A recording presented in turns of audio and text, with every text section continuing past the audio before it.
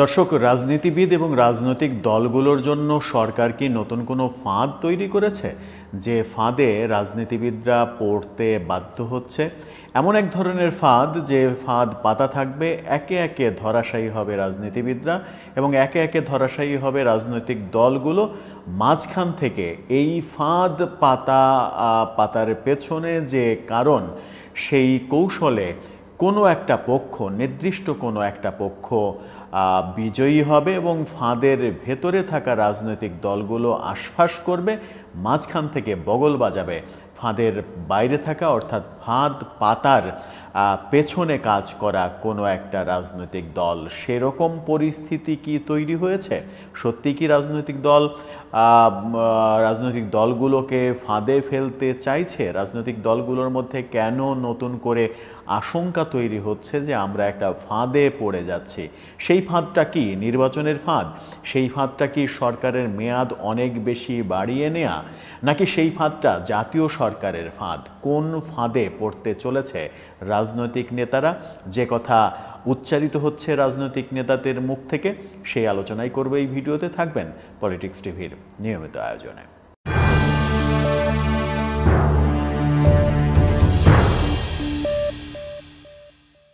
দর্শক, পলিটিক্স টিভির নিয়মিত ভিডিওগুলো স্পন্সর করছে প্রজাপতি.টিভি, নতুন ওটিটি প্ল্যাটফর্ম। আপনারা চাইলে ইউটিউবে, ফেসবুকে, ইনস্টাগ্রামে, টিকটকে দেখে নিতে পারেন। ডেসক্রিপশন বক্সে লিঙ্ক দেওয়া থাকবে, সেখান থেকেও আপনারা দেখে নিতে পারেন প্রজাপতির কার্যক্রম। বলছিলাম রাজনৈতিক ফাঁদ।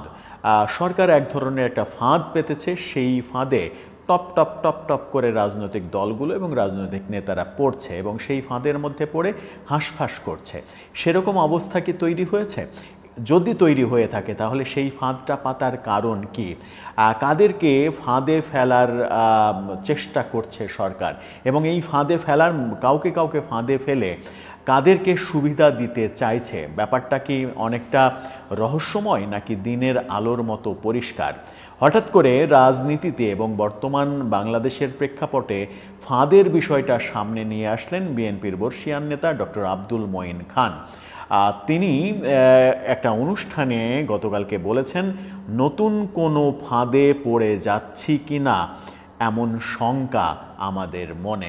আপনারা দেখে নিন, দৈনিক আজকের পত্রিকায় এই শিরোনামটা করেছে। দৈনিক আজকের পত্রিকার বরাত দিয়ে এই খবরটা সামনে এসেছে এবং মঈন খান সেই ফাঁদের কথা বলছেন।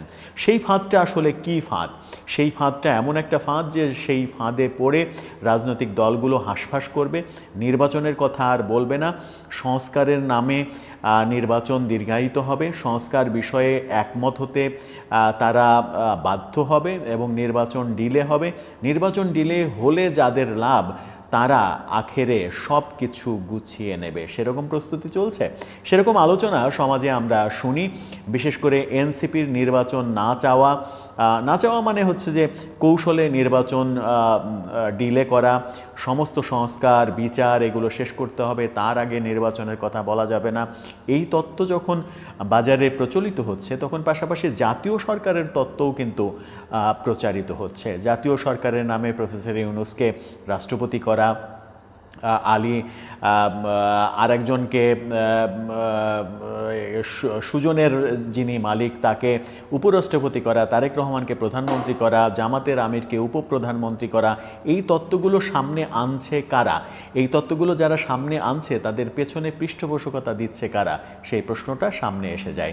দৈনিক আজকের পত্রিকা ডক্টর আব্দুল মঈন খানের বরাত দিয়ে যে খবরটা সামনে নিয়ে আসছে, সেটা হচ্ছে দেশের বিরাজমান অস্থিরতা ও প্রত্যাশার মাঝে আশঙ্কার কথা শুনিয়েছেন বিএনপির স্থায়ী কমিটির সদস্য আব্দুল মঈন খান। তিনি বলেছেন, আমরা একটা পরিবর্তন চেয়েছি, সেই পরিবর্তন যেন এমন না হয় আমরা নতুন করে আবার একটা ফাঁদে পড়ে যাই। আমার সেই ভয়টি হচ্ছে যে আমরা নতুন কোনো ফাঁদে পড়ে যাচ্ছি কিনা। তিনি বলেছেন যে পরিবর্তিত প্রেক্ষাপটে সংস্কার উদ্যোগ প্রসঙ্গে তার ভাবনা, আমরা দুনিয়ার সব সমস্যার সমাধান করতে চাচ্ছি, অর্থাৎ সরকার সব কিছু করতে চাচ্ছে একবারে। নিশ্চয়ই আমরা সব সমাধান করব। একটি অন্তর্বর্তীকালীন সরকার অথবা তত্ত্বাবধায়ক সরকার এসে পরশ পাথর ছোঁয়াবে আর সমস্যার সমাধান হয়ে যাবে, ব্যাপারটা তো এমন নয়। এটা বৈদ্যুতিক বাতির মতো নয় যে গণতন্ত্র আমি সুইচ টিপলে চলে আসবে, কিছু সংস্কার হচ্ছে সুইচ, সংস্কারের সুইচটা টিপে দিলাম সব কিছু ঠিক হয়ে গেল, এরকম তো হতে পারে না। আমি সব কিছু করে দেব, দুনিয়া কিন্তু এভাবে চলে না। এই বাস্তবতা কিন্তু অন্তর্বর্তীকালীন সরকার তাদেরকে উপলব্ধি করতে হবে। এখানে ভুল ধারণা তৈরি হচ্ছে, একটা প্রতিপক্ষ সৃষ্টি করার চেষ্টা করা হচ্ছে, তাদেরকে চিহ্নিত করতে হবে। উদ্দেশ্যমূলকভাবে দলগুলোর মধ্যে দ্বন্দ্ব সৃষ্টি করা হচ্ছে। রাজনীতিবিদদের সংস্কার না হলে কোনো সংস্কারই হবে না। অর্থাৎ তিনি যে ফাঁদের কথা বলছেন সেটা হচ্ছে যে রাজনৈতিক দলগুলোর মধ্যে উদ্দেশ্য প্রণোদিতভাবে একটা দ্বন্দ্ব তৈরি করা হচ্ছে, দ্বন্দ্ব তৈরি করে একটা হ্যাপাজেট পরিস্থিতি তৈরি করা হচ্ছে যেন নির্বাচনটা পিছিয়ে যায়। সব কিছুর মূলে হচ্ছে নির্বাচন যেন পিছিয়ে যায়, এবং নির্বাচন পিছিয়ে গেলে কাদের সুবিধা, কারা নির্বাচন পেছাতে চাইছে, এটা তো বাংলাদেশের রাজনৈতিক প্রেক্ষাপটে একেবারে দিনের আলোর মতো পরিষ্কার। সরকার কি সেই ধরনের ফাঁদ প্রস্তুত করেছে বিশেষ করে বিএনপির জন্য? আওয়ামী লীগ তো মোটামুটি নির্বাসিত, আওয়ামী লীগের কার্যক্রম নিষিদ্ধ করা হয়েছে, আওয়ামী লীগকে কোনো ধরনের কার্যক্রম করা থেকে বিরত রাখা হয়েছে, এবং এখনও আওয়ামী লীগের কর্মীদের ওপরে যে মব জাস্টিসের খেলা চলছে সেটা কিন্তু এখনও চলছে। আমরা গতকাল কেউ দেখেছি একজন প্রবীণ একেবারে হুইল চেয়ার ছাড়া যিনি চলতে পারেন না, সেরকম একটা সাবেক আওয়ামী লীগের প্রতিমন্ত্রীকে মবের শিকার হতে হয়েছে। অবশেষে পুলিশ তাকে হেফাজতে নিতে বাধ্য হয়েছে। মব কালচার চলছে। এদিকে রাজনীতির আকাশে যখন নির্বাচনের কথা ভাবা হচ্ছে তখন সরকার এক ধরনের ফাঁদ পাচ্ছে বলে ডক্টর আব্দুল মঈন খান বলছেন। এই ফাঁদে আদতে লাভ হচ্ছে কার? এনসিপি কি অনেক বেশি লাভবান হবে এই ফাঁদ পেতে, নাকি এই ফাঁদ যখন কার্যকারিতা হারিয়ে ফেলবে, ফাঁদ পেতে যখন ফাঁদে কাউকেই স্বীকার করতে পারবে না, তখন এই ফাঁদ উল্টা এনসিপির জন্যই একেবারে বিষ হয়ে কাজ করবে, সেরকম অবস্থায় কি তৈরি হবে? রাজনৈতিক বিশ্লেষকরা অনেকেই বলছেন যে এনসিপি যে ধরনের কথা বলছে, যে ধরনের কর্মকাণ্ড করছে এবং সরকারের সঙ্গে বিএনপি এবং সেনাবাহিনীর দূরত্ব তৈরি করছে, সেটা আখেরে এনসিপির জন্য বড় ক্ষতির কারণ হয়ে যাবে। আদতেও কি তাই হবে? দর্শক, আপনার মতামত জানিয়ে লিখতে পারেন আমাদের কমেন্ট বক্সে।